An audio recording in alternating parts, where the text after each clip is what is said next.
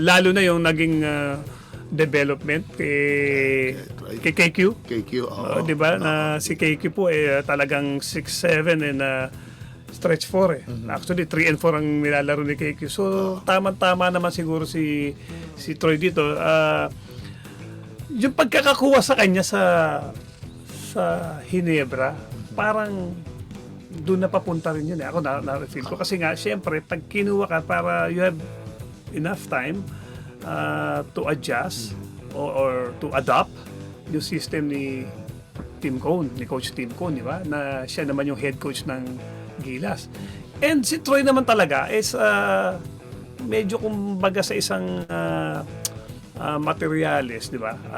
Medyo mature na rin to eh. Di ba? Ano na to, tapos madali na itong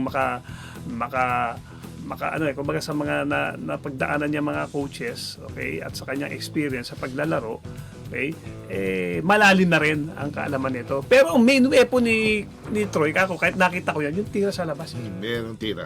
May tira sa labas and mobile eh. Malaki din. Malaki rin. 6'7" din yata si Troy, no? Oo. Maganon din naman. Yung sinasabi naman na yung namimisikal at laging nag-e-error, madali hong ma-remedy yan. Okay, under Coach Tim Cone. Di ba? Pero kung titingnan mo naman sa isang banda, namimisikal, kailangan mo rin naman sa international tournament yan. Yung physicality doon, pare, hindi mo matatawaran. Di ba? Talagang bangga rito, bangga roon, di ba? They just let you play, di ba? Kasi, eto, na-research ko, yung next window 3 is 30 days from now.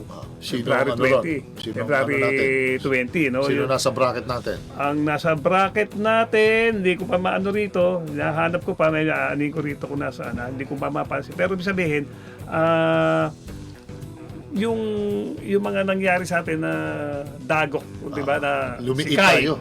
Kai na wala. Then ito pa si KQ. Si KQ na 1 month, hindi rin talaga aabot Ano ba si Kai? 7'2", si KQ 6'7", 6'7" 6'8". So, naghanap talaga tayo ng pamalit na talagang unang-una, itong si Troy, nasa poder na ni Tim Cone, so nakakapag-adjust na doon sa triangle at iba pang mga tweaks ng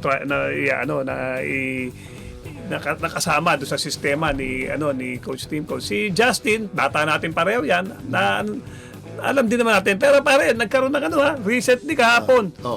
Hyperextended knee si Justin. So, kung umiika-ika, siguro it will take around Kung hyperextended lang, siguro 2 weeks. 1 week, 2 weeks. No? Ganun pa rin, mahirap din.